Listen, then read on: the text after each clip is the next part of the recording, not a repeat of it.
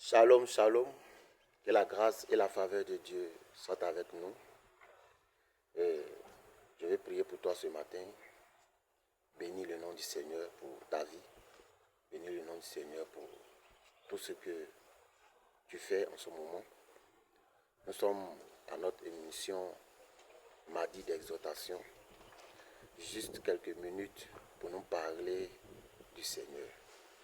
Et aujourd'hui, je vais parler de Jean chapitre 3, le verset 16. La Bible dit dans le livre de Jean chapitre 3, le verset 16, « Dieu a tellement aimé le monde qu'il a donné son Fils unique, afin que quiconque croit en lui ne périsse point, mais qu'il ait la vie éternelle. » La vie de Jésus, la venue de Jésus sur la terre, sa vie, son ministère, sa mort et sa résurrection ont pour un but.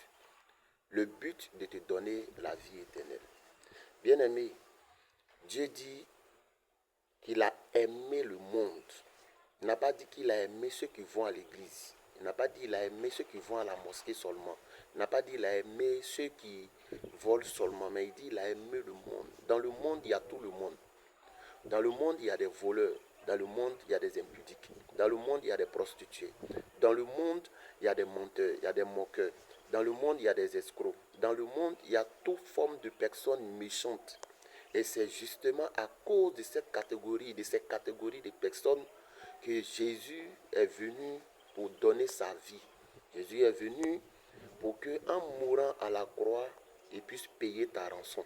Bien-aimé, toi qui penses que tu as trop péché et qu'on ne peut pas t'aider, toi qui penses que tu as trop péché et que tu n'as pas ta place à l'église, toi qui penses que tu as trop péché et que tu n'as pas ta place avec Jésus, laisse-moi te dire, la prostituée qui a rencontré Jésus chez Matthieu a versé du parfum sur les pieds de Jésus, les a essuyés avec ses cheveux. Et Jésus, ce jour-là même, Jésus a déclaré qu'elle avait la vie éternelle. Bien-aimé, toi qui vis dans la prostitution, toi qui vis dans l'alcool, toi qui vis dans la drogue, et que tu penses que tu as trop péché et que tu n'as pas ta place avec le Seigneur, laisse-moi te dire qu'il a aimé tout le monde. Dieu a aimé tout le monde. Il a tant aimé le monde. Mais ceux qui auront la vie éternelle seront les quiconques qui se démarqueront de tout le monde et qui viendront à Jésus, qui donneront leur vie à Jésus. Il dit, venez à moi, vous tous qui êtes fatigués et chargés, je vous donnerai du repos. Bien-aimé, ce matin, je t'interpelle. Tu es voleur, tu es menteur, tu es prostitué, tu es impudique, tu es adultère.